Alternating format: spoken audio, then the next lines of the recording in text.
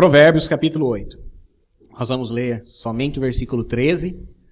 Depois você pode se sentar aí, nós vamos meditar nesse provérbio. Provérbios 8, 13 diz assim: O temor do Senhor é odiar o mal, a soberba e a arrogância, o mau caminho e a boca perversa eu odeio. Vou ler mais uma vez. O temor do Senhor é odiar o mal, a soberba e a arrogância, o mau caminho e a boca perversa eu odeio. Pode se sentar. O título do meu sermão é O amigo de Deus é inimigo do mal.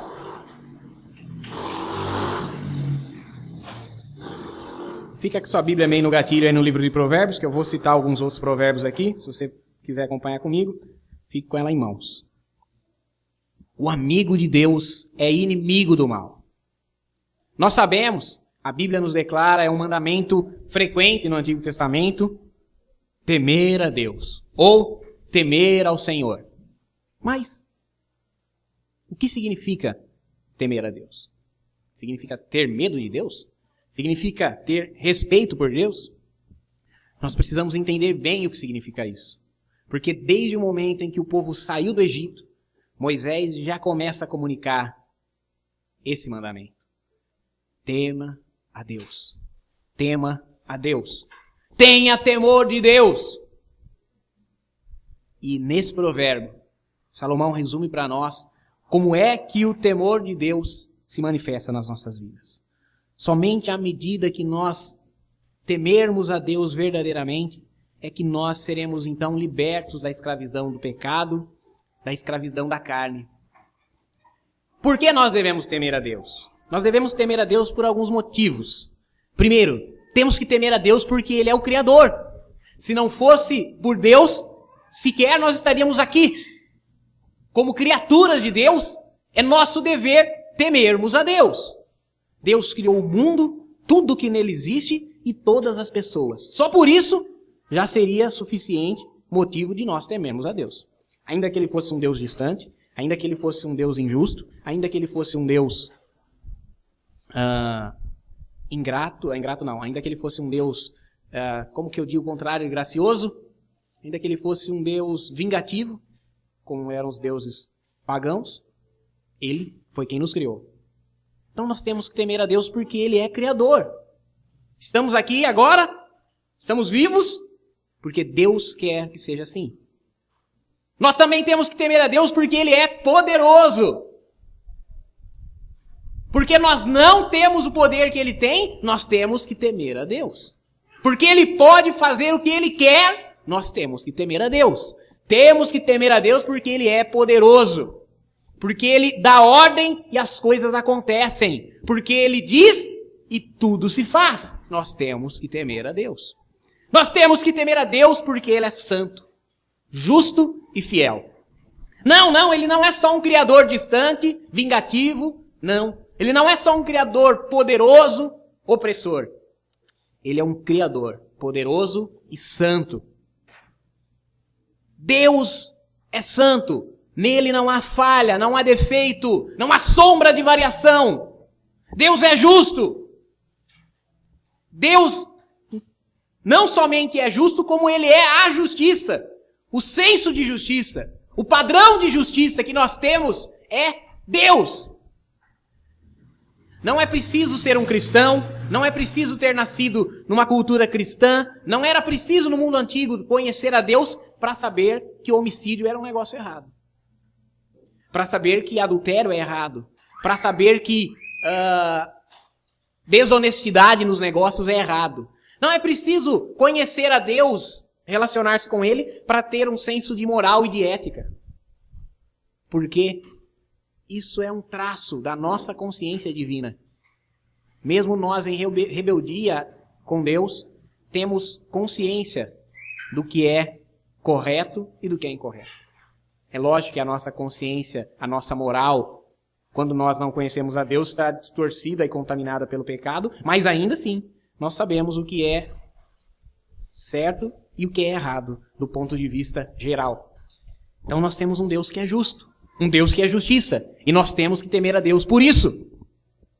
E nós temos que temer a Deus porque Ele é fiel. Porque Ele honra as suas promessas, Ele honra as suas palavras, Ele honra os seus princípios, os seus critérios, por isso Ele é digno de temor. Mas nós, cristãos, temos que temer Ele ainda por mais. Nós temos que temer a Deus porque Ele é misericordioso. Porque nós merecíamos a ira e a indignação dEle, e mesmo assim Ele escolheu nos perdoar, nos aceitar, nos restaurar. Ele é misericordioso. Nós temos que temer a Deus por causa da sua misericórdia, por causa da sua benevolência, por causa da sua paciência conosco. Temos que temer a Deus. E por fim, nós temos que temer a Deus porque Ele é um Pai amoroso. Porque nós devemos respeito ao Pai de amor, que cuida dos seus filhos, que repreende aqueles que ama, que conduz com carinho na sombra das suas asas. Porque Ele é um Pai de amor, nós temos que temer a Deus. E eu poderia ficar aqui a noite inteira só falando para vocês dos motivos que nós temos para temer a Deus. Mas esses já está bom. Nós o tememos porque Ele é o Criador e nós só estamos aqui graças a Ele. Nós o tememos porque Ele é poderoso e nós não temos o poder que Ele tem. Nós o tememos porque Ele é santo, justo e fiel. Ele é um Deus correto. Nós tememos porque Ele é misericordioso. Embora nós não tenhamos sido santos, justos e fiéis como Ele é, mesmo assim Ele nos chamou, nos perdoou, nos tolerou, nos aceitou. E porque Ele é um Pai amoroso, nós temos que temê-lo. Porém, temer a Deus, como eu já disse no começo, não é ter medo dEle. Não é ter pavor, espanto de Deus. Também não é simplesmente ter um respeito, um zelo pela figura, pelo nome, pelo conceito de Deus. Temer a Deus é ter uma postura, uma conduta com relação a Ele e com relação ao mundo que nos cerca, em reverência àquilo que Deus é. E isso se dá de maneira prática, como Salomão expõe aqui para nós. Ele diz que o temor de Deus levará o homem ao ódio. Temer a Deus me faz odiar. Primeiramente, temer a Deus me faz odiar o mal. Ele diz, o temor de Deus é odiar o mal. Mais uma vez, o temor de Deus é odiar o mal. O temor de Deus me leva você, leva o crente verdadeiro a afastar-se do mal. Afastar-se do pecado. Odiar o mal é odiar o pecado. Dá um pulinho lá no Provérbios 16, versículo 6. Provérbios 16, 6 diz, pela misericórdia e verdade, a iniquidade é perdoada. Pela misericórdia e verdade, a iniquidade é perdoada. Pelo temor do Senhor, os homens se desviam do pecado. Então, odiar o mal significa desviar-se do pecado. Significa afastar-se do mal, da aparência do mal. Paulo escreve, apartai-vos de toda a aparência do mal. Tudo aquilo que parece que vai me colocar numa situação em que eu vá pecar, eu devo estar distante. Tudo aquilo que parece que é mau testemunho para mim, mau testemunho para a igreja, mau testemunho para o evangelho, para Cristo e para Deus, eu devo me afastar. Para uma pessoa que tem uma tendência ou um histórico de alcoolismo na família, não é bom nem brincar com bebida alcoólica. Para uma pessoa que é um adicto, um viciado em qualquer substância tóxica, cigarro, maconha, cocaína, crack, sei lá o quê, se um dia ele vier a ser curado, liberto, desintoxicado desses seus vícios, ele tem que manter distância eterna dessas coisas. Porque uma vez que ele voltar a ter contato com isso, ele novamente cairá na dependência. Então, temer a Deus é odiar o mal. E quem odeia o mal se afasta do pecado. Abominar o pecado, o qual desagrada a Deus e destrói tanto a nós quanto as coisas que nós amamos. O pecado nos destrói, irmãos. O pecado nos leva à ruína. Ele destrói a mim, ele destrói as coisas que eu amo. Nós precisamos demonstrar que nós odiamos o mal, as coisas más, nos afastando delas. evitando-as, nos afastando do pecado. Isso é temor de Deus. Ele diz mais: a arrogância e a soberba. O crente temente a Deus odeia, despreza a arrogância e a soberba. A soberba e a arrogância. O ego, o eu interior, é o primeiro inimigo do ser humano. O primeiro inimigo a ser combatido por alguém que quer entregar-se a Deus, por alguém que quer que o Espírito Santo dirija a vida dele, é a si próprio. Combata a si próprio. Lute contra o seu próprio ego, contra o seu próprio desejo, contra o seu senso de satisfação, de realização pessoal. Lute contra isso. Lute contra o ego, porque a soberba e a arrogância são dois males que se dão no ego, no inchaço, na vaidade egocêntrica. João Batista é o melhor exemplo positivo com relação a isso. Porque ele era o profeta em Israel. Ele era o profeta prometido por Deus a Israel. Mas quando chega o Messias, o ungido de Deus, o Cristo, ele diz: importa que ele cresça e eu diminua. Daqui por diante vocês devem ouvir a ele, seguir a ele, obedecerem a ele. Não, ele não se envaideceu. Ele não disse: olha aí, Senhor, e tudo que eu fiz até agora, como que fica? Chega esse aí, do nada, e toma os meus discípulos, toma o meu microfone, toma o meu púlpito, toma o meu palco, toma o centro das atenções para si, e tudo que eu fiz até agora, e a minha vida de abnegação, e o eu habitar no deserto, e o eu ser nazireu de Deus, e todos os votos, e todas as privações, e o preço que eu paguei, Senhor. Não.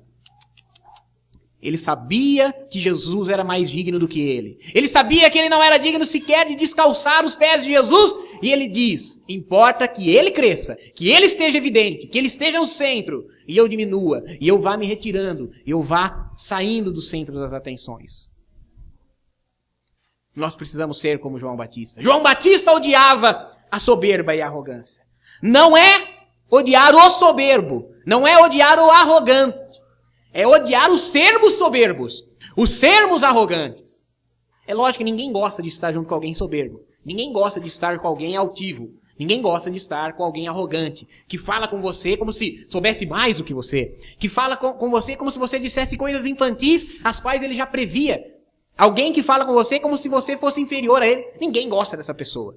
Mas não é isso que nós temos que odiar. Isso nós já odiamos naturalmente, estar perto dessas pessoas. Nós temos que odiar o nós sermos essas pessoas. O cristão verdadeiro, ele precisa ser humilde. Cuidado, irmãos. A soberba vem antes da queda. E a altivez de espírito antes da ruína. Ruína é ruína. Total. Desmoronamento. Perder tudo que se conquistou. A altivez do espírito abala a vida do ser humano a ponto de lhe tirar tudo que ele conquistou. Quando o homem é soberbo, dali adiante, ele vai ser arruinado. Deus rejeita os soberbos. Deus odeia os soberbos. Ser manso e humilde não é fácil. Não é fácil ser manso. Não é fácil ser paciente. Não é fácil tolerar a injustiça. Não é fácil tolerar as coisas erradas diante dos seus olhos. Mas é fundamental sermos mansos e humildes. Sermos servos e não servidos. Estarmos dispostos a fazer e não a receber.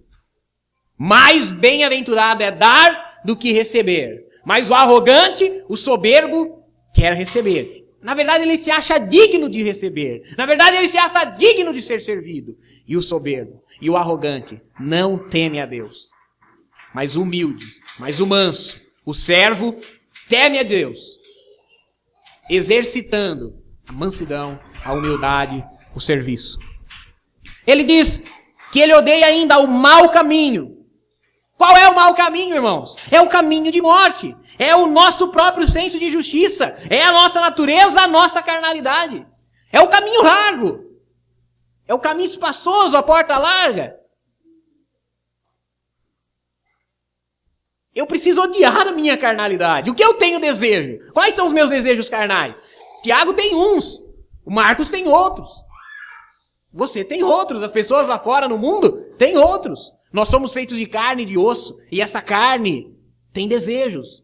E nem sempre esses desejos, ou quase nunca esses desejos, agradam a Deus. Eu preciso odiar a minha carne.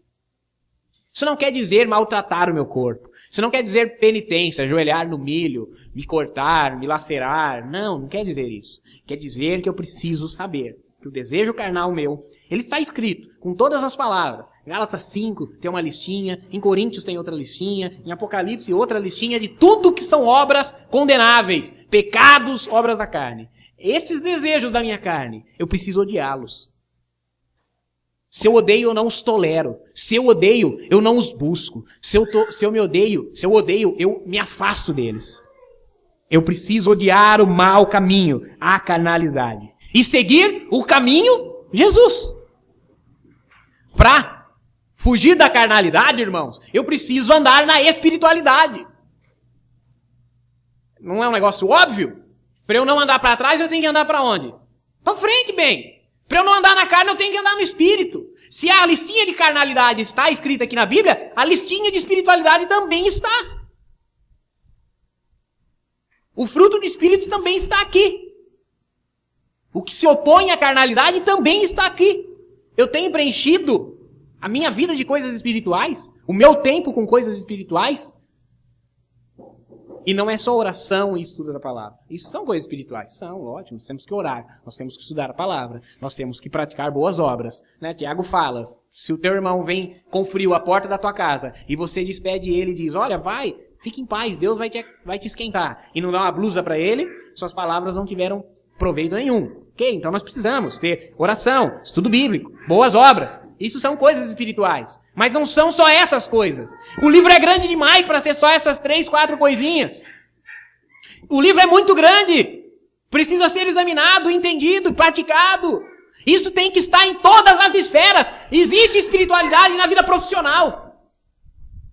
Lá no seu trabalho, no seu emprego, no seu negócio, no seu empreendimento, existe uma postura espiritual. Do homem honesto, do bom empregado, do bom empregador, do bom negociante. Na sua casa existe uma postura espiritual. Do pai de família, do sacerdote do lar, do provedor, protetor. Existe uma postura espiritual da mulher ajudadora, auxiliadora, sujeita, mãe. Existe uma postura espiritual do filho obediente, que honra os seus pais. Em tudo que você faz, aqui dentro desse local de culto, existe uma postura espiritual, de ordem, de decência, de reverência. Então não é só orar 15 minutos por dia, ler um capítulo da Bíblia, fazer uma boa ação. Não!